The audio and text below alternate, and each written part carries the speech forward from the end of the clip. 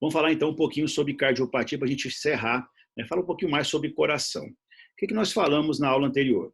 Nós falamos um pouquinho sobre cardiopatia isquêmica. Aqui está bem resumido nesse slide, tá? O que nós falamos na aula anterior? Nós falamos sobre as principais cardiopatias isquêmicas, que são síndromes intimamente relacionadas, tá?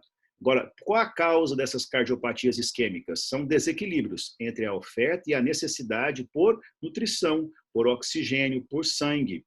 Tá? Se ocorre um desequilíbrio entre a oferta e a necessidade por sangue, por oxigênio, por nutrientes, o paciente vai desenvolver um conjunto de sinais e sintomas que reflete essa isquemia miocárdica. Tá? Agora, quando mais de 90% da redução do fluxo sanguíneo ou menos de 10% do fluxo está chegando ao coração, esses sinais e sintomas começam a aparecer.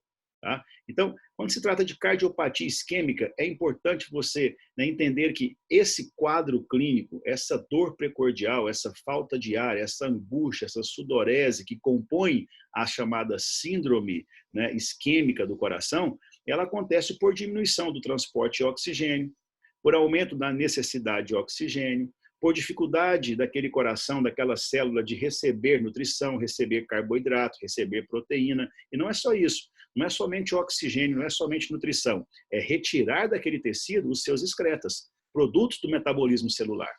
Então, quando a fisiologia celular cardíaca começa a ser alterada por uma ausência de oferta de sangue, o paciente começa a apresentar um conjunto de sinais e sintomas relacionados à isquemia. Isso chama-se cardiopatia isquêmica.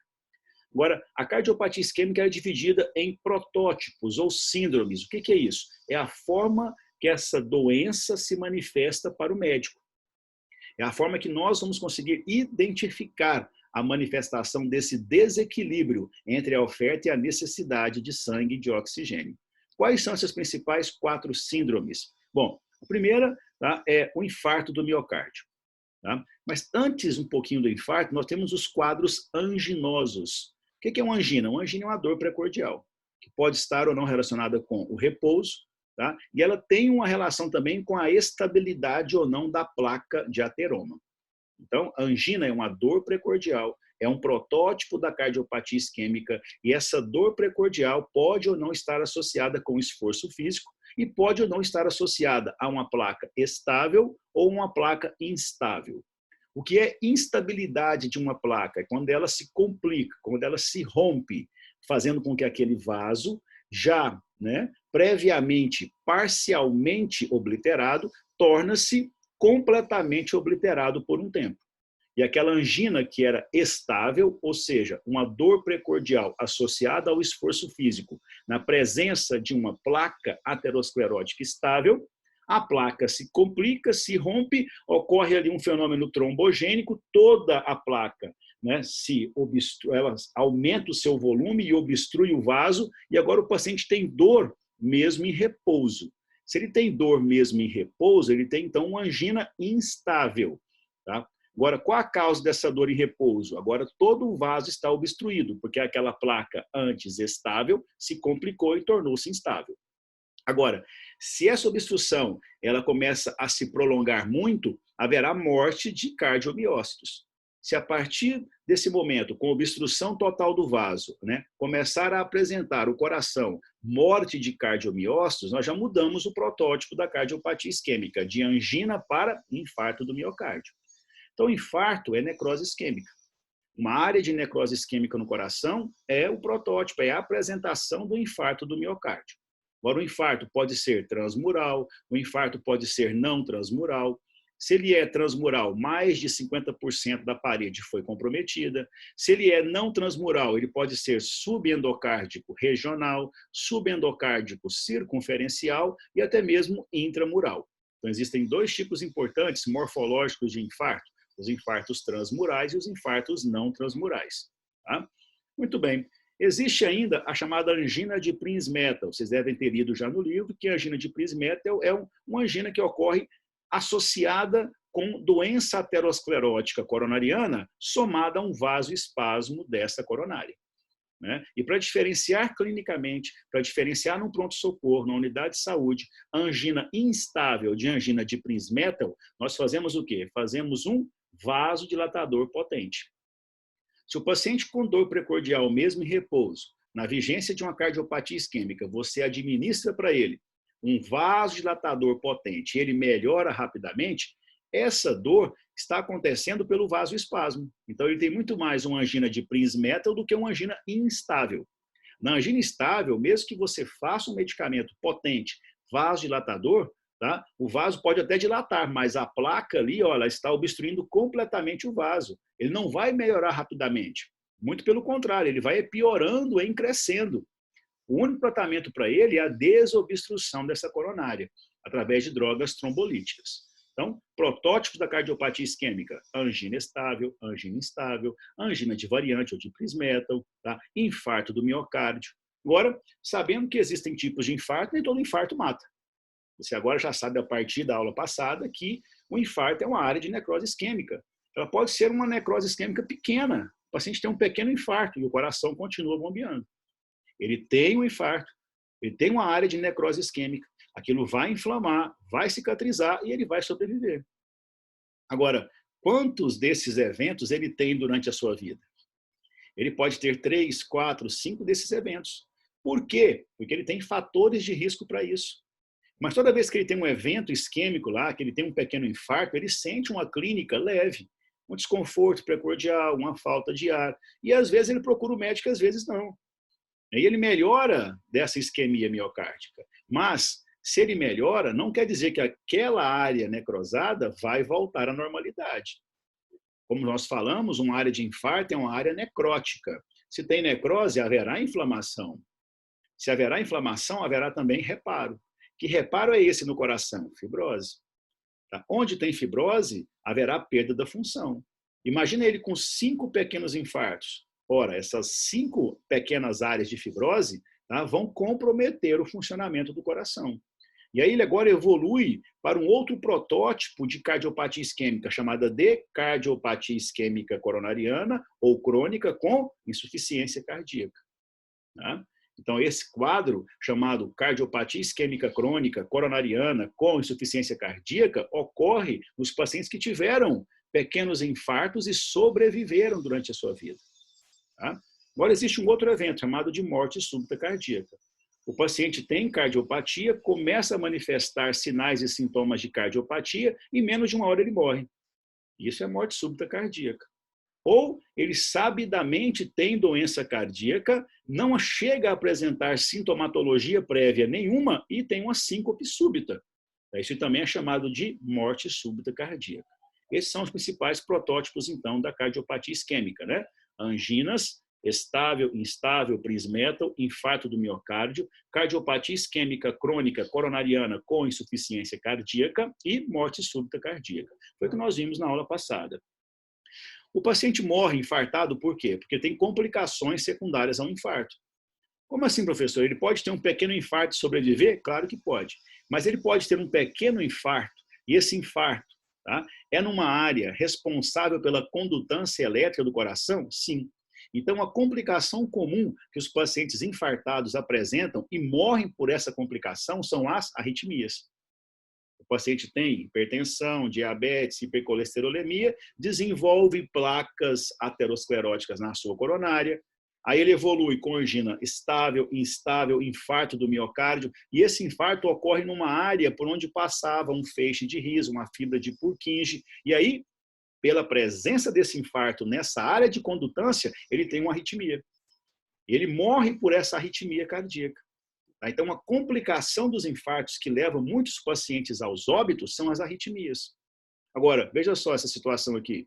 Uma complicação também do infarto, a formação de dilatações da parede cardíaca. Isso chama-se aneurisma da parede cardíaca.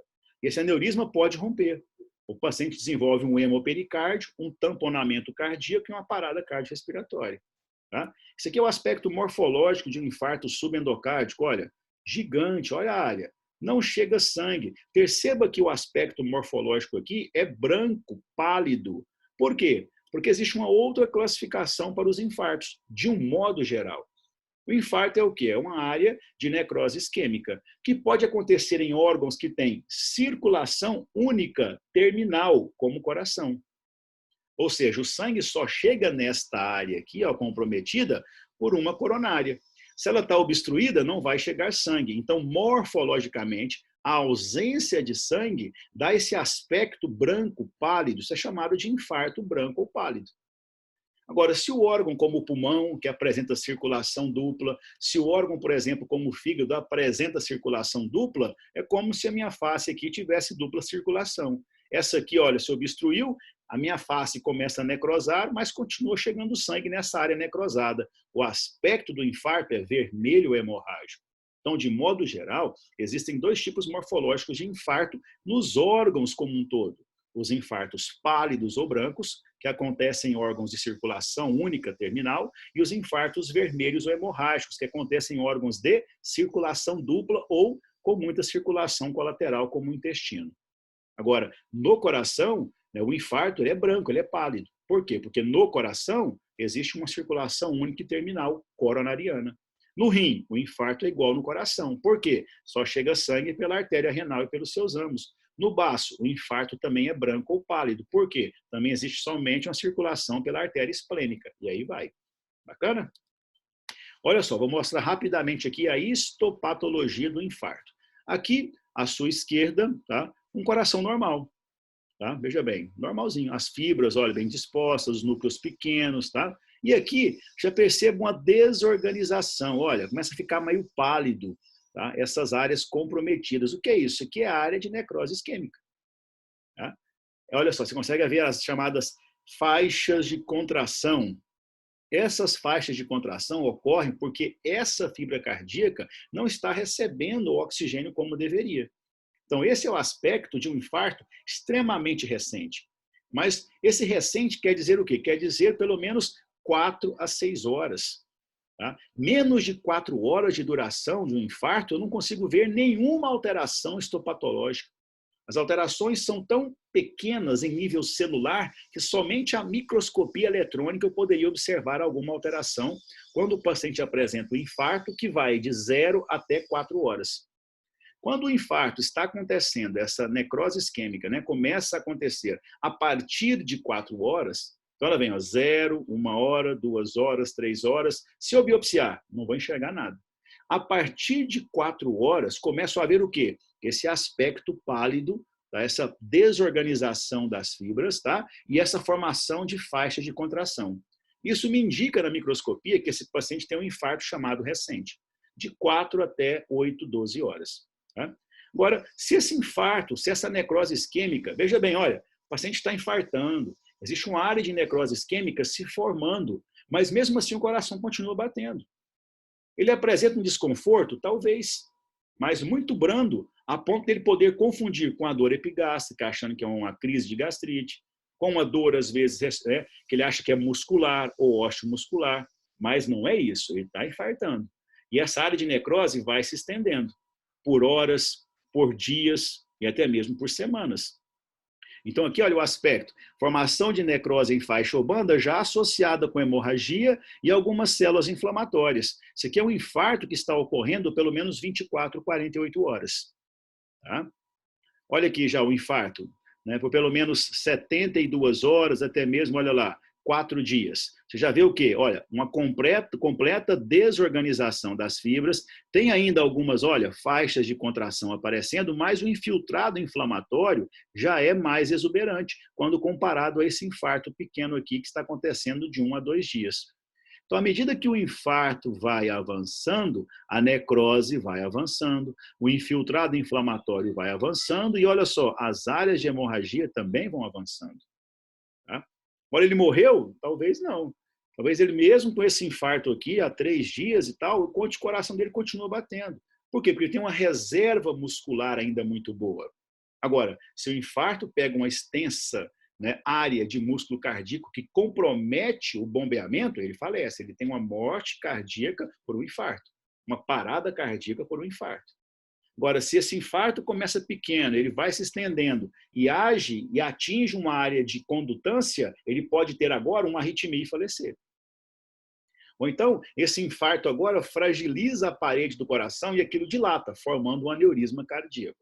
Então, a complicação do infarto é que normalmente mata o paciente, ou a extensão desse infarto que compromete o bombeamento o funcionamento do coração e que acaba causando parada cardíaca. Se esse infarto prossegue por mais de 1, 2 semanas, vem para essa forma aqui, ó. Aqui já é um tecido de granulação sendo formado.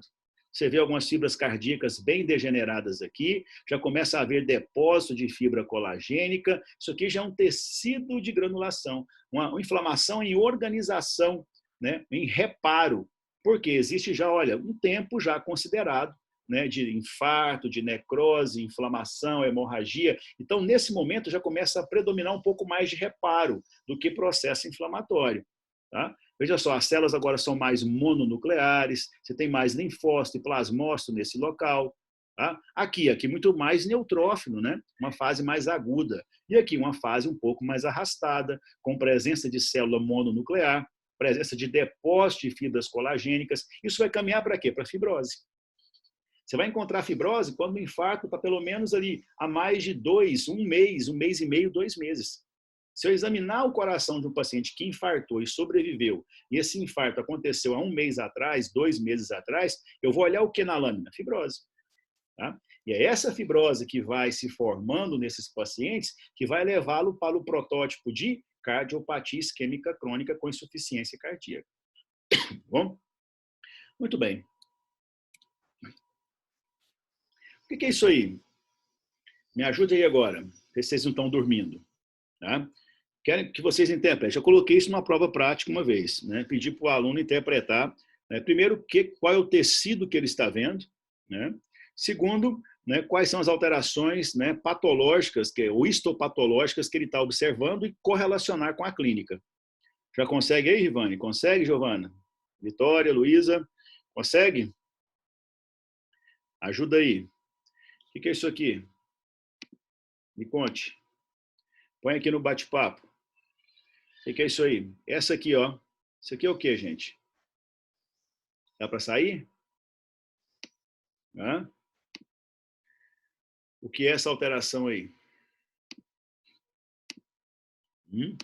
Isso aqui, olha, todo mundo ficou calado, está dormindo, né, não quer responder, né? Sei que vocês sabem disso, tá? Então eu vou falar para mim mesmo. Vocês não querem conversar comigo, então vamos lá. Isso aqui, olha, isso aqui é um alvéolo pulmonar. Tá? O que você esperava encontrar dentro de um alvéolo? Somente ar.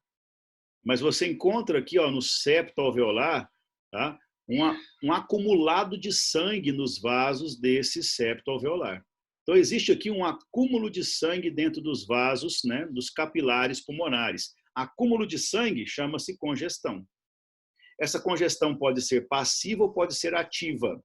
Ativa, quando existe ativação do endotélio que dilata esses vasos.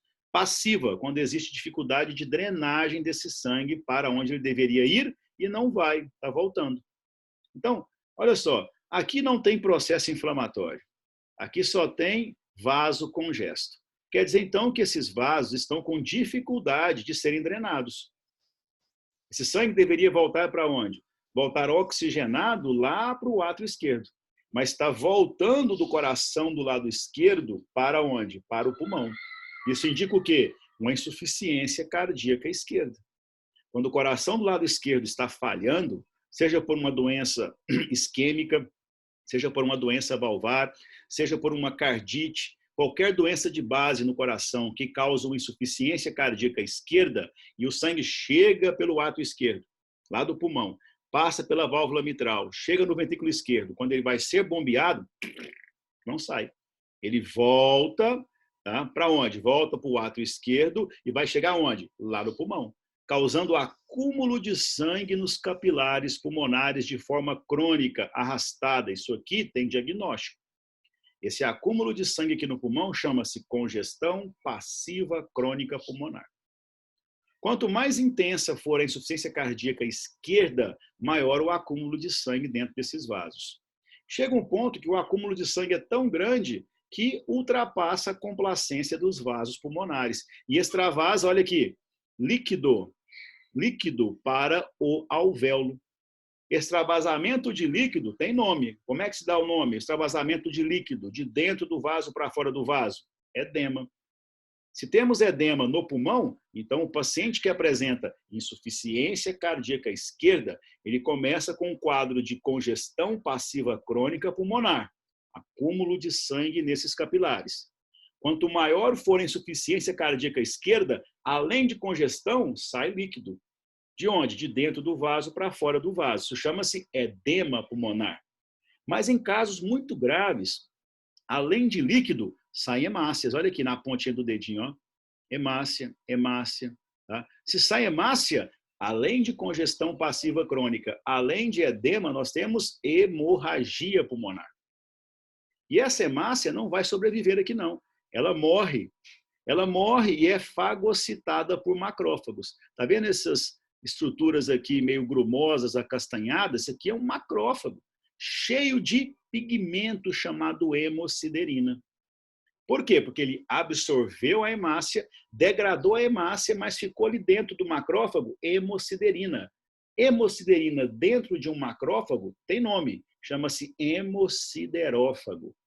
Então, eu lá no SVO, quando eu pego uma lâmina para examinar no microscópio e vejo presença de hemosiderófagos no pulmão de um paciente, não precisa me falar nada da clínica. Eu já sei que ele tem insuficiência cardíaca esquerda ou tinha insuficiência cardíaca esquerda grave, a ponto de exibir, além de congestão passiva crônica pulmonar, edema pulmonar, hemorragia pulmonar com presença de hemosiderófagos. Essa é uma manifestação importante, tá, da insuficiência cardíaca esquerda. Agora, que pacientes desenvolvem insuficiência cardíaca esquerda? Pacientes hipertensos, pacientes que têm doença reumática e doença valvar mitral subsequente, pacientes que apresentam doença de Chagas com um comprometimento mais do ventrículo esquerdo e do átrio esquerdo. Tá? Então, o paciente que tem doença de base cardíaca, seja valvar, inflamatória, isquêmica, tá? Congênita, e desenvolve pela presença dessas doenças um quadro de insuficiência cardíaca esquerda, essa manifestação, inclusive clínica, será visualizada por vocês no pulmão. Agora, por que ele tem, por exemplo, desconforto? Por que ele acorda à noite com falta de ar, quando ele tem insuficiência cardíaca esquerda, a chamada dispneia paroxística noturna? Por que ele não tolera o decúbito a 0 grau? Porque isso aumenta a pressão dentro do capilar e aumenta o edema pulmonar. E quando tem edema, não tem troca. Ele sente desconforto respiratório. Então, para ele é melhor ficar o quê? A 45 graus. Porque esse volume agora desce, pela gravidade e libera alguns alvéolos. Esses pacientes não toleram um decúbito a 0 grau. Eles dormem com 2, 3 travesseiros. Em casos graves, mesmo assim, eles acordam à noite com falta de ar. Porque o decúbito aumenta a pressão dentro dos vasos e aumenta o edema, diminuindo as trocas. Então, ele acorda à noite com falta de ar. Isso é a clínica chamada de dispneia paroxística noturna, típica de um paciente que tem insuficiência cardíaca congestiva. Tá? Muito bem, isso pode acontecer de forma crônica ou pode acontecer de forma aguda. Se o paciente tem um infarto na parede do ventrículo esquerdo, tá? Todo esse retorno de sangue não será crônico, lento e progressivo, será agudo. Tá? Se ele tem uma arritmia no coração do lado esquerdo, todo esse retorno para o pulmão também será agudo. Aí, essa congestão não é crônica, ela é aguda. O edema não é crônico, ele é agudo, é chamado de edema agudo de pulmão. Tá? Quem tem essas complicações? Pacientes cardiopatas, com 80 anos de idade, 70 anos de idade, que já tem um coração remodelado, já tem um coração todo hipertrofiado ou dilatado, e ele resolve capinar o quintal, resolve lavar uma trouxa de roupa. Resultado, sobre aquele coração cronicamente modificado, exerce agora um fator agudo, um infarto, uma arritmia, e aquela alteração, aquela insuficiência que era crônica, torna-se aguda. E aquele retorno de sangue para o pulmão, que antes era crônico, torna-se agudo. E ele tem uma complicação importante, chamada de edema agudo de pulmão. Esse volume de plasma, de líquido que sai desse vaso, ele vem para onde? Ducto alveolar, vem para onde? Bronquíolo respiratório, vem para onde? Vem para a traqueia e sai na boca do paciente uma espuma rósea. Misturado o quê? Edema, secreção pulmonar e sangue. Esse é o quadro clássico de edema agudo de pulmão. É uma emergência que vocês lidarão no futuro. Tá? Por quê? Porque ele tem insuficiência cardíaca esquerda. Eu estou avançando um pouquinho mais em uma complicação de um infarto, em uma complicação de uma cardiopatia isquêmica, em uma complicação de uma cardiopatia à esquerda, de uma insuficiência cardíaca esquerda. Porque preste bem atenção agora, vamos voltar para o outro slide, esse aqui agora. Isso aqui é um fígado. O que é esse fígado aqui? Ó, essa estrutura aqui ó, é chamada de veia centrolobular. Ela está no centro do lóbulo. Né? Então, o sangue chega no fígado pela artéria hepática e pela veia porta e vai caminhando em direção à veia centrolobular.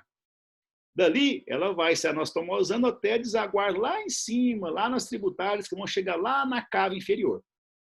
E a cava inferior deságua onde? No átrio direito. Mas se o paciente tiver, por exemplo, uma hipertensão pulmonar, ele tem enfisema, tem bronquite crônica, tem asma, tem bronquiectasia, tá? E ele desenvolve por essa doença pulmonar um quadro de hipertensão pulmonar. Então agora não é hipertensão sistêmica, é hipertensão pulmonar. O coração do lado direito se adapta e torna-se insuficiente. Então o paciente que tem enfisema, bronquite crônica, asma, bronquiectasia, se não controlado, tá? Ele pode desenvolver o que chamamos de cor pulmonale. O que é cor pulmonale? É um remodelamento do coração do lado direito que ocorre na virtude e em presença de doenças pulmonares que aumentam a pressão pulmonar. Então, a hipertensão pulmonar causa o cor pulmonale. A doença pulmonar primitiva, que eleva a pressão pulmonar arteriolar, remodela o coração do lado direito e ele se torna insuficiente. Vamos lá agora, hein? Se o coração do lado direito está insuficiente, tá? O sangue que deveria chegar no átrio direito, passar pela tricúspide, vir para o ventrículo direito e sair pela válvula pulmonar em direção ao pulmão, não vai. Volta do ventrículo direito para o átrio direito, para a cava inferior e vai chegar onde? Lá no fígado, lá na veia centrolobular. E está vendo aqui ao redor dela? Cheia de, olha, com acúmulo de sangue. Isso aqui é congestão passiva crônica hepática. Estou mostrando aqui duas complicações, tá? De uma insuficiência cardíaca. Aqui no pulmão, uma complicação da insuficiência cardíaca esquerda e aqui no fígado, uma complicação da insuficiência cardíaca direita. Se você não corrigir esse quadro de insuficiência cardíaca direita, esse acúmulo de sangue aqui, olha, essa congestão vai tornar-se também o quê? Hemorragia. Esses hepatócitos vão morrer, haverá inflamação. Isso aqui é um quadro crônico, vai virar fibrose e o paciente caminha para um fígado em noz moscada, pela presença dessas hemorragias e cicatrizações, e também vai caminhar para o futuro para a chamada cirrose cardíaca. Então, ao estudar no livro insuficiência cardíaca, você tem que diferenciar se ela é esquerda, se ela é direita, se ela é de alto débito, baixo débito, tá? E as complicações inerentes a elas. Complicação importante da insuficiência cardíaca esquerda, pulmonar. Complicação da insuficiência cardíaca direita, hepática. Onde mais? Olha, jugular, aumentada, turgência de jugular, porque o sangue que vinha pelas jugulares e desaguava na cava superior, no átrio direito, agora está tudo insuficiente o átrio. Volta esse sangue. E o paciente tem turgência de jugular, refluxo hepatojugular presente. Tá? Então, estudar o coração também é estudar insuficiência cardíaca. E praticamente toda doença cardíaca, seja hipertensiva, isquêmica, inflamatória, restritiva, o coração remodela. Até mesmo uma doença valvar causa remodelamento do coração. O que é remodelamento? Adaptação. Ou ele hipertrofia ou ele dilata. E esse remodelamento é um mau remodelamento, que vai levar o paciente para uma insuficiência cardíaca, que pode ser esquerda, com repercussão pulmonar, pode ser direita, com repercussão nas jugulares, sistema nervoso central, lá no fígado, lá no baço, hepatosplenomegalia, hipertensão portal, fígado em noz moscada, cirrose cardíaca, tá? Ou pode ser uma insuficiência cardíaca global, quando você tem tanto ICE quanto ICD. Tá? Tranquilo? Pode continuar? Pode, Luísa? Ixi, Luísa. Pode, professor. Pode continuar. Tá indo rápido demais? Quer que vá mais devagar? Para mim tá tranquilo aqui. Tá dormindo não, né? Tô não, professor, tô aqui. Vamos lá. Bom, eu vou entrar agora numa matéria mais nova. Tá? Tudo que eu já falei até agora, a gente já conversou na aula anterior. Tá? Vou falar um pouquinho agora sobre os processos inflamatórios que envolvem o coração, as chamadas cardites. Existe um capítulo dentro da patologia cardíaca chamada de inflamação no coração. Isso tem nome, isso chama-se cardites. Agora, existem outras inflamações, por exemplo, pericardite, inflamação no pericárdio. Miocardite, inflamação do miocárdio. Endocardite, inflamação daquele tecido miocárdico que está mais íntimo com a câmara. Então, ele está endocárdico, então é chamado de endocardite. Tá? E a pancardite, que é uma inflamação em todo o músculo cardíaco. Tá? Qual é a causa, as principais causas dessas cardites? Bom, ela é dividida em causas não infecciosas, normalmente mediadas pelo sistema imunológico. Preste bem atenção aí, porque a gente vai falar sobre febre reumática. Tá? Existem cardites infecciosas. Tá? Por exemplo, uma cardite por chagas. Tá? É uma cardite infecciosa. Uma cardite por um parasita, uma cardite por um vírus, uma cardite por uma bactéria, é uma cardite infecciosa. Então, as cardites, que são processos inflamatórios que envolvem o coração, tá? São classificadas de acordo com a sua etiologia em não infecciosas e infecciosas. Tá? É claro que, se as cardites são processos inflamatórios, elas também podem ser classificadas em agudas e crônicas. Aguda, predomina fenômeno vascular exudativo. Crônica, fenômeno reparativo e produtivo. É importante ter essa noção. Que, veja só, uma cardite chagásica, uma miocardite chagásica, a gente sabe que ela é uma miocardite infecciosa, mas ela pode ser aguda ou pode ser crônica. Tá? Ah, não, mas é uma miocardite não infecciosa, reumática. Ela pode ser aguda ou pode ser crônica. Por quê? Porque é um processo inflamatório. Ah, uma pericardite, uma inflamação no pericárdio. Ela pode ser infecciosa, não infecciosa, tá? Mas ela pode ser também o quê? Aguda e crônica. Por quê? Porque é um processo inflamatório como outro qualquer. Tá? Agora, existem alguns tipos de processos inflamatórios no coração que não têm causa conhecida, são chamados de idiopáticas.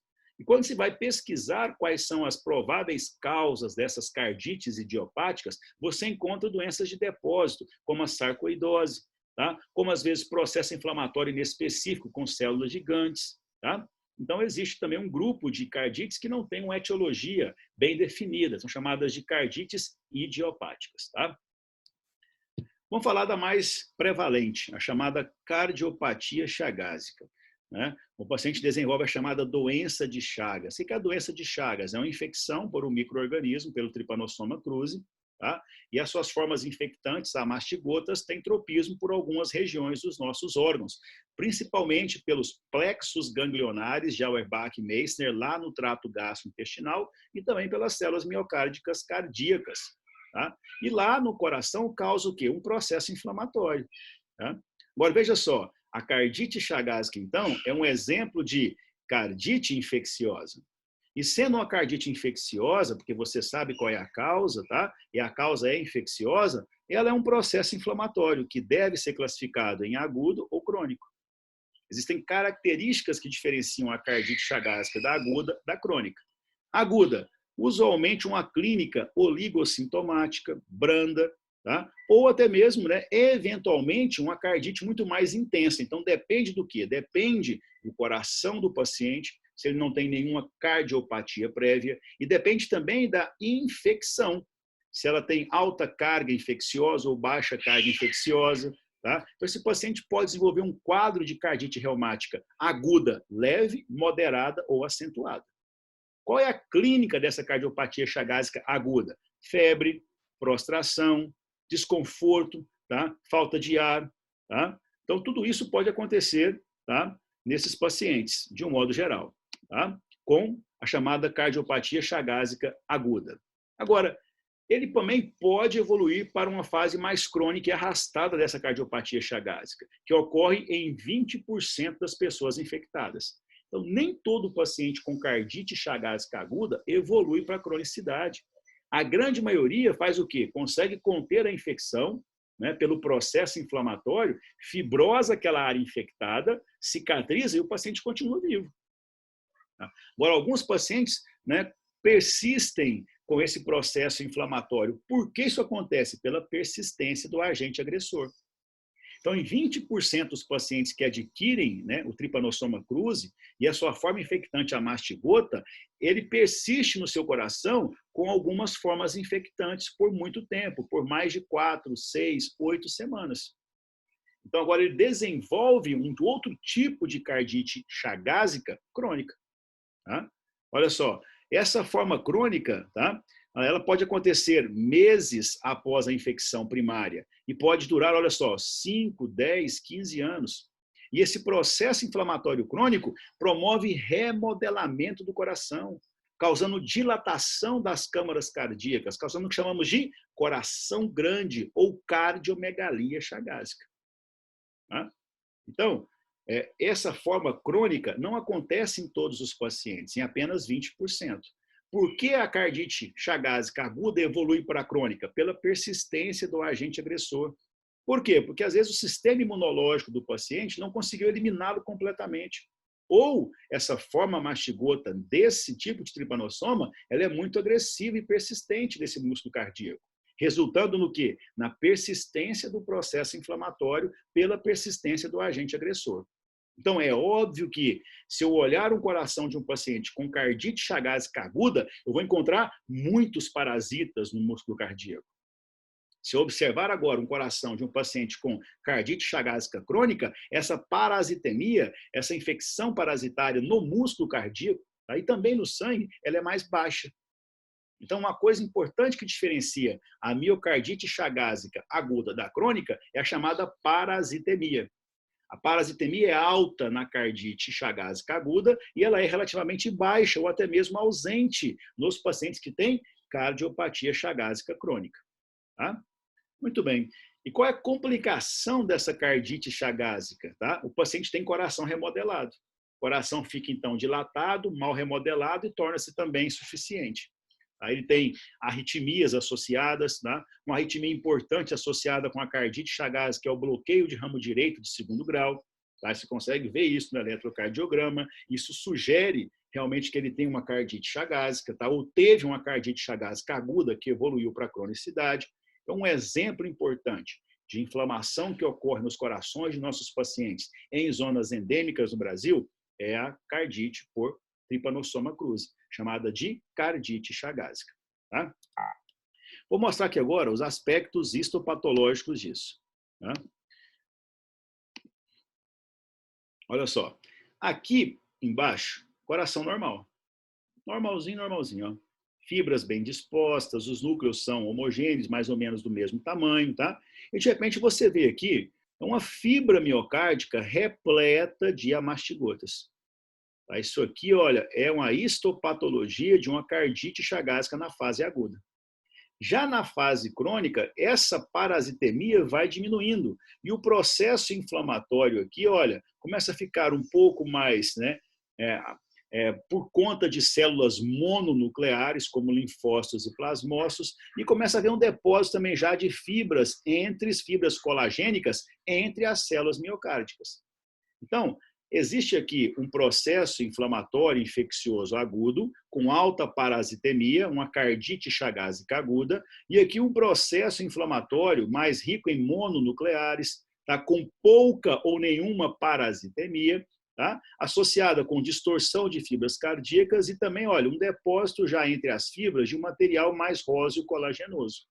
Então, isso aqui é uma histopatologia de uma cardite chagásica crônica e aqui a histopatologia de uma cardite chagásica na fase aguda. Tá? Muito bem. Outro exemplo agora de cardite. Tá? Nós falamos de um exemplo de uma cardite infecciosa, Chagas. Essa cardite aí é uma cardite não infecciosa. Me ajude aí. O que é uma febre reumática? Já tiveram alguma coisa sobre isso? Já falaram sobre febre reumática com algum professor? O paciente desenvolve, por exemplo, uma infecção de garganta, uma amigdalite, uma faringite, uma infecção de pele, uma dermatite. E esse micro-organismo que causa essa infecção é um Streptococcus beta-hemolítico do grupo A de Lancefield. Então, existe aí um micro-organismo muito específico. E o paciente também tem uma genética, né, imunológica diferenciada. Não são todos que infectados, todos os pacientes infectados por Streptococcus beta-hemolítico do grupo A de Lancefield que vão desenvolver febre reumática. Mas alguns pacientes com a presença desse Streptococcus beta-hemolítico do grupo A de Lancefield, tá, desenvolvem infecção de garganta, amigdalite, dermatite, tá? E 2, 3, 4 semanas depois, começam a ter desconforto cardíaco, desconforto precordial, tá? Cansaço, fadiga, tá? E chega na unidade de saúde. Tá? Ele conta para você essa história, que estava com infecção amigdaliana, infecção de pele, tinha um quadro infeccioso prévio, há 1, 2, 3 semanas. Qual a sua obrigação aí? Pensar em uma doença reumática. Aí você vai me perguntar, poxa, mas essa doença reumática, essa cardite reumática, não é também infecciosa? Não é o Streptococcus que vai lá e agride, infecta o coração? Não é um exemplo de cardite bacteriana? Aí que está o detalhe, não é. O paciente que tem uma infecção amigdaliana ou infecção de pele por Streptococcus beta-hemolítico do grupo A de Lancefield, a resposta inflamatória a esta bactéria específica forma alguns anticorpos, forma alguns linfócitos reativos, alguns anticorpos com biologia molecular, com formas um pouco alteradas do normal. E essas formas alteradas de anticorpos, quando começam a circular, tá, elas fazem o quê? Elas estão buscando, esses anticorpos estão buscando bactérias. Mas é que a sua forma ali, a sua porção ali, ó, variável FC, tá, ela tem como encaixar, sabe aonde? Nas células do conjuntivo do coração. Nas células do conjuntivo das válvulas cardíacas. E causar o quê? Causar processo inflamatório. Quando um anticorpo vem e encaixa numa célula, a sua porção variável encaixa na célula, mas a sua porção fixa, lembra aquela forma do anticorpo, que é igual a um Y? Tá? Aquela porção do Y encaixa na célula do miocárdio. Tá? E a porção ali, ó, aquela haste do Y, tá? Ela dispara o sistema complemento, chamando células inflamatórias para aquele local. Então, entenda bem. O paciente teve uma infecção de garganta, lá, uma infecção de pele, 2, 3 semanas atrás. E chegou para você com um quadro de desconforto precordial. Você vai até pensar em cardiopatia isquêmica. Tá? Chegou cansado, com fraqueza, mas ele vai te contar uma história de infecção prévia. Tá? E você faz agora algumas provas de função reumática. Antistreptolizina O, fator antinuclear, proteína C reativa. E você percebe que ele tem ASLO, antistreptolizina O, positiva e alta. Tá? E tem um quadro aí de doença cardíaca, com histórico de infecção. Né? E agora, existe uma possibilidade dele ter o que chamamos de cardite reumática. E até mesmo de uma doença valvar associada com febre reumática. Por que isso ocorre? Porque ao combater essa bactéria, o seu sistema imunológico produziu autoanticorpos. E esses autoanticorpos são anticorpos que agora identificam não somente bactérias, mas também identificam células próprias dos seus tecidos. Nesse caso, principalmente células do seu tecido cardíaco. Provocando ali o quê? Atração de célula inflamatória, que provoca inflamação em todo o músculo cardíaco. Então, é que o nome de uma cardite reumática não é localizado, ela é chamada de pancardite reumática. Por quê? Óbvio. Se o anticorpo vai opsonizar, vai encaixar em células, principalmente do conjuntivo do coração, onde tem conjuntivo no coração? Todo ele. Então, todo o coração torna-se inflamado. O paciente que tem doença reumática com quadro cardíaco, ele tem uma pancardite reumática. Tá? Agora, qual é uma das mais importantes porções do coração que apresenta riqueza de tecido conjuntivo? É o miocárdio? É o endocárdio? Ou é a válvula cardíaca? É a válvula. Então, uma das principais manifestações secundárias a uma doença reumática, a uma febre reumática, são as doenças valvares. E você consegue ver essa inflamação na biópsia do músculo cardíaco. Tá? Veja bem, teve a infecção de garganta, formou-se autoanticorpos e agora o coração seu está inflamado. Aquele anticorpo, ao encaixar na célula cardíaca, chamou célula inflamatória. Que célula? Essa célula aqui, ó. Esses macrófagos, olha. Os macrófagos estão onde? Estão aglomerados. Olha, um processo inflamatório rico em macrófagos, tá? Olha, no conjuntivo do coração, formando um nódulo, chamado de nódulo de Arshoff. Então, os nódulos de Arshoff, tá? São conglomerados de macrófagos secundários a uma doença reumática. Eles acontecem de forma disseminada pelo coração, daí o nome pancardite reumática. Tá? É um exemplo de processo inflamatório, portanto, é uma cardite, e não está associada com a presença no coração de micro-organismos. Então, é uma cardite não infecciosa. Então, preste bem atenção. A cardite reumática é um exemplo de cardite não infecciosa, provocada por uma resposta imunológica que fabrica autoanticorpos. E esses autoanticorpos recrutam células inflamatórias para o coração, causando um processo inflamatório não infeccioso chamado de cardite reumática ou pancardite reumática. E qual é a célula que principalmente é atraída para esse local? Macrófagos, formando os chamados nódulos de Arshoff. Tá? Muito bem. Olha aí, doença valvar. Doença valvar também é um tipo de cardiopatia, chamada cardiopatia valvar. E a grande maioria, avassaladora das doenças valvares, tá? Quando não são, por exemplo, doenças valvares por malformações congênitas, uma criança pode nascer com a válvula aórtica bicúspide, tá? Quando não é por desgaste da válvula, que abriu e fechou 200 trilhões de vezes durante a vida, tá? No idoso, por exemplo, a chamada estenose calcífica senil da aorta, tá? Esse paciente pode ter uma doença valvar na mitral, na tricúspide, mas principalmente na mitral e na tricúspide. E essa doença valvar pode ser em consequência de uma febre reumática. Então, pensou em doença valvar, tá? Pensou em febre reumática. Mas o que é febre reumática? Febre reumática é a principal etiologia, né, no Brasil da doença valvar. Tá? O que é ela? Na verdade, é um processo, né, inflamatório secundário a um processo infeccioso. Né? Infeccioso causado por quem? Pelo Streptococcus beta-hemolítico do grupo A de Lancefield. Agora, formando esses autoanticorpos, eles circulam. E vão parar onde? Onde conseguem se encaixar. Nesse caso da febre reumática, se encaixam nas células do conjuntivo do coração, principalmente, não exclusivamente. Onde tem mais conjuntivo? Na válvula. Então, a febre reumática é a principal causa de doença valvar no Brasil. Tá? E olha lá, a valvulopatia reumática mitral é um mix de insuficiência mitral e estenose mitral. Tá? Então, a principal válvula comprometida na febre reumática é a válvula mitral. E qual é a manifestação clínica? É um mixto de insuficiência com estenose.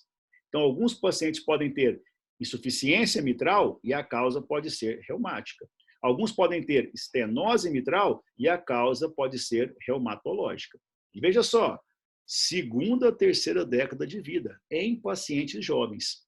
Isso é muito importante, porque se o paciente tem uma doença valvar e ele é idoso, provavelmente a válvula comprometida é a aórtica. Por quê? Pelo desgaste. É a válvula que, por onde mais passa sangue, mais sofre sobrecarga com o tempo. Tá?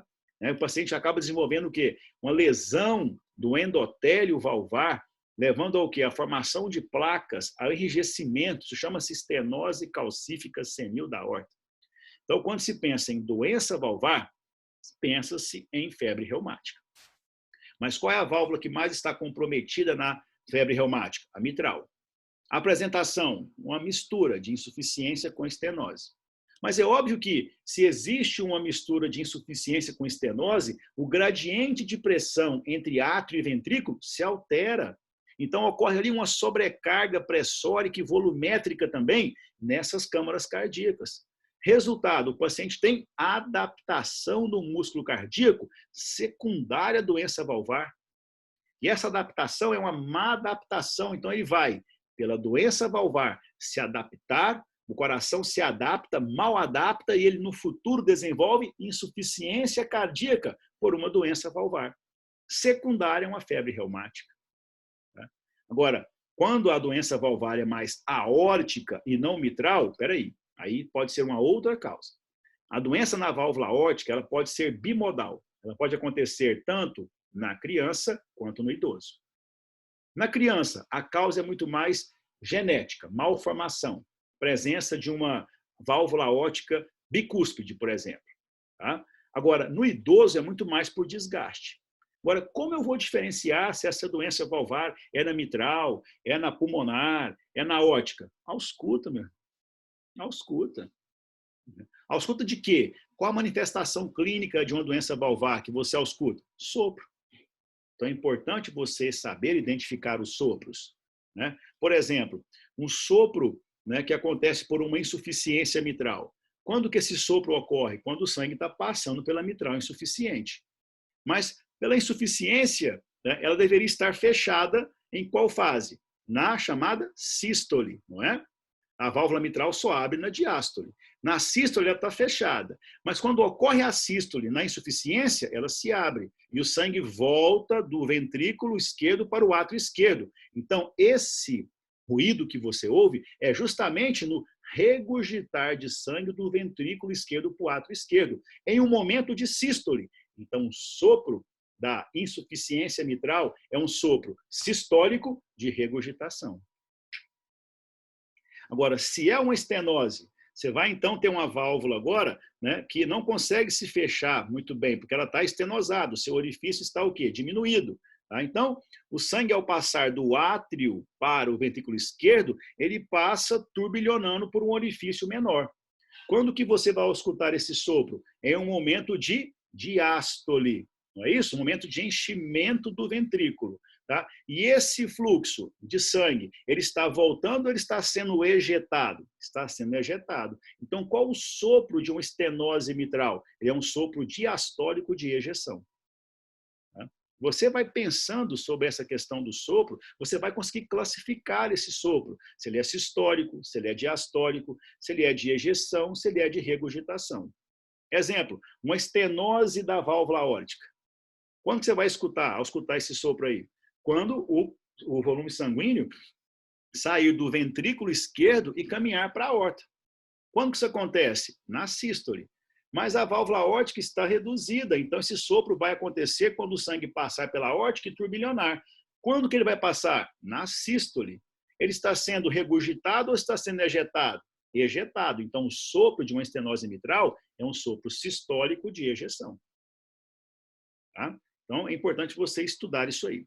E é claro que, se você, mediante uma doença valvar, o fluxo sanguíneo começa a se alterar entre as válvulas, você mexeu no fluxo sanguíneo, mexeu também na tríade de Virchow. Então, além de haver ali um remodelamento cardíaco, na presença de uma doença valvar, além de haver ali uma chance de dilatação de câmaras, hipertrofia de câmaras, tá? Também haverá o quê? O risco de você mexer na tríade de Virchow e provocar trombose. Então, se eu perguntar para você quais seriam as principais complicações de uma doença valvar, está aí o quadro. O paciente pode ter uma doença valvar reumática, então é muito mais na mitral. Se está na mitral, o coração do lado esquerdo se adapta e torna-se insuficiente. O sangue volta para o pulmão e causa o quê? Hipertensão pulmonar. Se o sangue está passando de forma ali, olha, diferente entre o átrio e o ventrículo esquerdo por uma estenose mitral, o átrio esquerdo tem que fazer maior força. Então, ele faz o quê? Ele se dilata. Ele sofre uma hipertrofia. Se ele sofre hipertrofia, no momento da diástole, ele fibrila. Uma outra complicação de doença valvar é a fibrilação atrial. Se essa válvula está doente e por essa doença da válvula, o sangue vai passar do átrio para o ventrículo e vai turbilhonar, você mexeu na tríade de Virchow. Então, você vai ter o quê? Formação de trombos. Trombose dentro do coração, próximo à válvula cardíaca. Trombose intracavitária. E esses trombos podem se fragmentar e formar o quê? Êmbolos. Tá? Esses êmbolos podem causar tromboembolismo. Então, a complicação da doença valvar são os fenômenos tromboembólicos. E nessas vegetações, nesses trombos, pode haver o quê? Pode haver colonização por bactérias que estão passando ali junto com o sangue.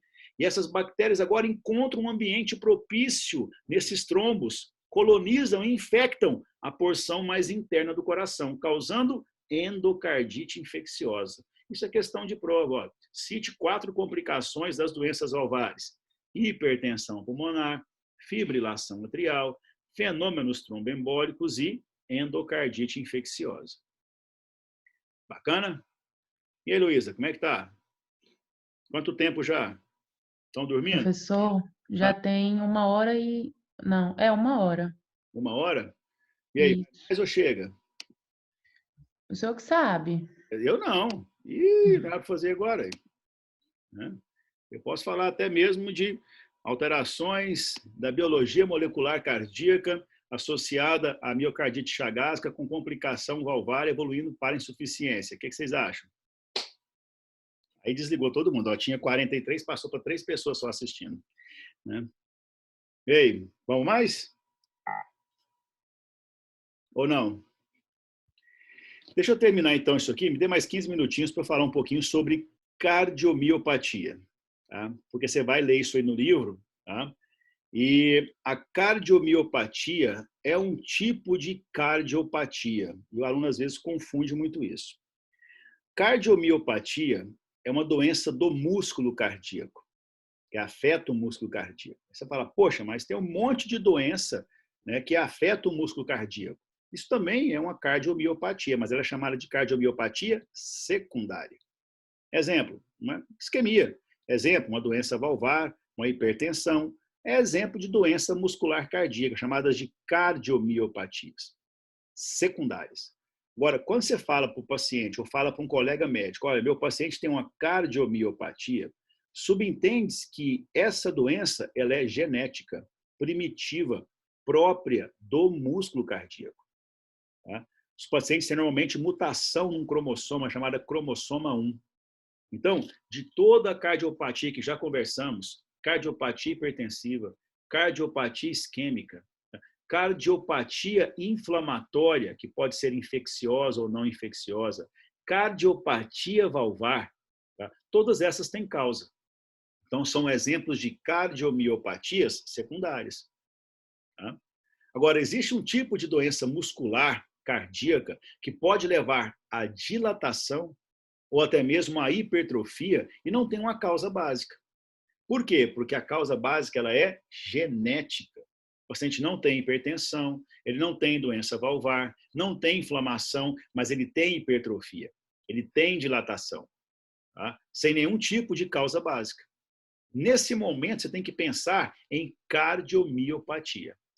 Cardiomiopatia, tá, corresponde a um grupo heterogêneo de doenças do miocárdio, associado com disfunção mecânica ou elétrica, tá? E existe ali, olha, dilatação ou hipertrofia ventricular inapropriada, tá? Devido a algumas causas que não conhecemos, mas frequentemente genética.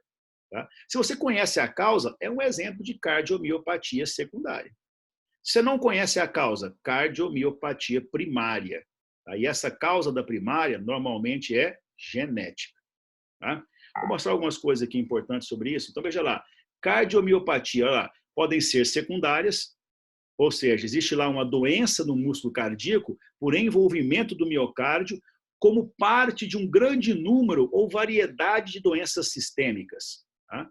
Agora, o que é uma cardiomiopatia primária? Ela é confinada ao coração, ou predominantemente ao coração, ela é genética. Tá? Essa é a causa mais importante. Algumas não genéticas são idiopáticas, não se sabe a causa. Tá?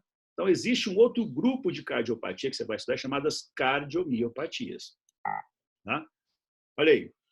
Como essas cardiomiopatias se apresentam? Ou sob a forma dilatada, 90% de todas as câmaras dilatadas, hipertrofiadas. Normalmente, quem está hipertrofiado é o ventrículo esquerdo, mas muito mais o septo interventricular. Isso ajuda a diferenciar se essa cardiomiopatia, se ela é por uma hipertensão, uma cardiopatia hipertensiva, que aumenta muito mais o ventrículo esquerdo, de uma cardiomiopatia de cunho genético, quando o septo interventricular está mais espessado do que a parede livre do ventrículo esquerdo. Tá? Cardiomiopatia restritiva, tá? Normalmente por amiloidose, por sarcoidose, por doenças de depósito, tá? E a cardiomiopatia arritmogênica e algumas não classificadas. Olha lá, existe uma armadilha aí, ó. A classificação é complexa, já que pode haver formas mistas de cardiomiopatias.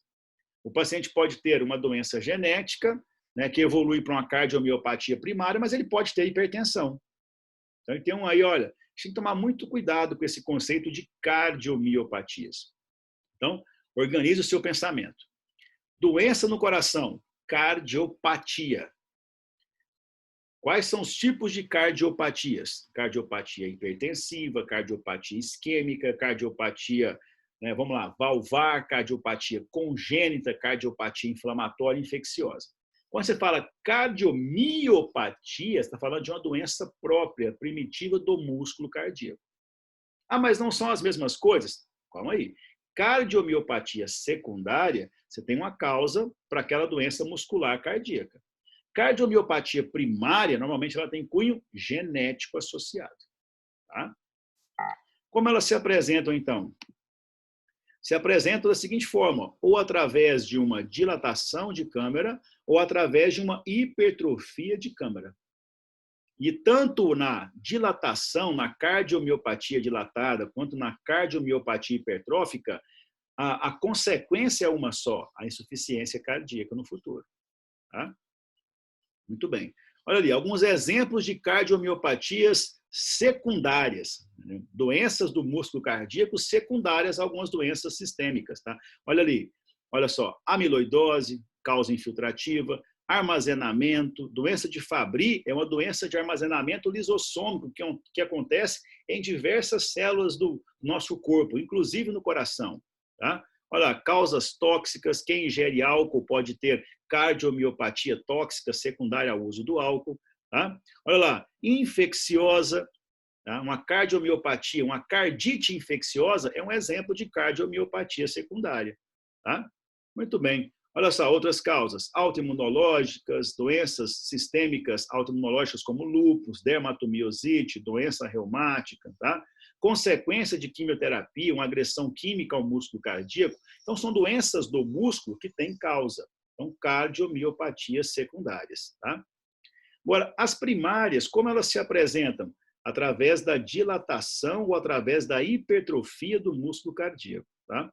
Alguns exemplos aqui, olha só, uma cardiomiopatia dilatada. Tá? Na macroscopia, o coração chega a pesar, ele pesa normalmente 320, 330 gramas, chega a pesar mais de 400 gramas, até mesmo 1 quilo. Tá? Dilatação das 4 câmaras.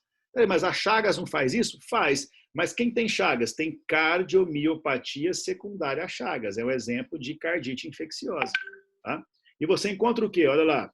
Fibras cardíacas, olha, aumentadas de volume. Tá?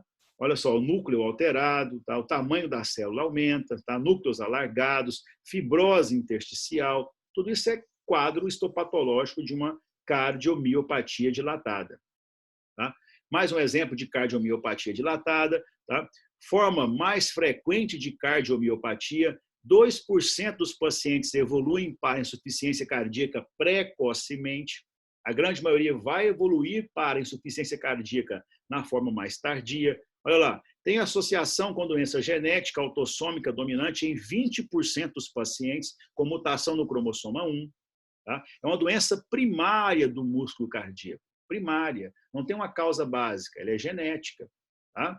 Muito bem, alguns são assintomáticos, 30% tem histórico prévio de doenças infecciosas, mas você não consegue identificar isso. Tá? A clínica é dispneia, dor torácica, palpitação, exames a serem pedidos, eletrocardiograma, ecocardiograma, às vezes até mesmo, olha, biópsia endomiocárdica, para afastar o quê? As miocardites. Tá? Aqui um outro tipo de apresentação dessas cardiomiopatias primárias, a hipertrófica. Agora, cabe um parêntese aqui. Essa hipertrofia, tá? Na cardiomiopatia primária, ela é muito mais do septo interventricular do que da parede livre do ventrículo esquerdo. Então, lá no SVO, eu pego um coração e secciono, percebo que essa parede livre do ventrículo esquerdo ela é mais espessa do que o septo interventricular, isso sugere cardiomiopatia, tá? Por uma cardiopatia hipertensiva. Agora, quando eu encontro o septo muito mais espesso do que a parede livre do ventrículo esquerdo, isso sugere cardiomiopatia hipertrófica por uma doença mais genética. Tá? Aqui, mais uma vez, né, a microscopia da cardiomiopatia hipertrófica, fibras alargadas, extremamente hipertrofiadas. Tá? Você consegue, então, diferenciar, olha aqui, esse caso, você tem um septo interventricular um pouco maior do que a parede livre do ventrículo esquerdo. Isso sugere uma cardiomiopatia de cunho genético. Tá? Então, cardiomiopatias são doenças próprias do músculo cardíaco. Podem ser secundárias, já falamos um monte delas, mas podem ser também primárias, de cunho mais genético. Tá? Bom, e aqui, olha só, você encontra um coração como esse. Tá? Isso aqui é uma cardiopatia hipertensiva, uma cardiomiopatia secundária, ou é uma cardiomiopatia primária? Você tem que investigar. Tem histórico de hipertensão? Tem, então já tem causa. É uma cardiopatia hipertensiva, um exemplo de cardiomiopatia secundária. Agora, não tem histórico de hipertensão, não tem nenhuma doença de base. Isso sugere muito mais uma cardiomiopatia hipertrófica, uma doença de cunho genético. Tá? E aqui, para terminar, um exemplo de cardiomiopatia secundária restritiva de depósito. Olha, entre as fibras musculares cardíacas, depósito de um peptídeo amiloide. Olha, mais de coloração arroxeada, clara. Isso é amiloidose. Não é exclusiva do coração, pode ter amiloidose hepática, amiloidose renal, tá? Amiloidose do sistema nervoso central, inclusive é a base, né, da doença de Alzheimer, né, a amiloidose lá formando as placas senis, tá? Mas aqui no coração, a amiloidose cardíaca, olha, causando uma cardiomiopatia restritiva. É um exemplo de cardiomiopatia secundária, você sabe a causa, tá? Isso também vai caminhar para uma insuficiência cardíaca no futuro. Bacana? Chega, né? Tá bom demais. O que vocês acham?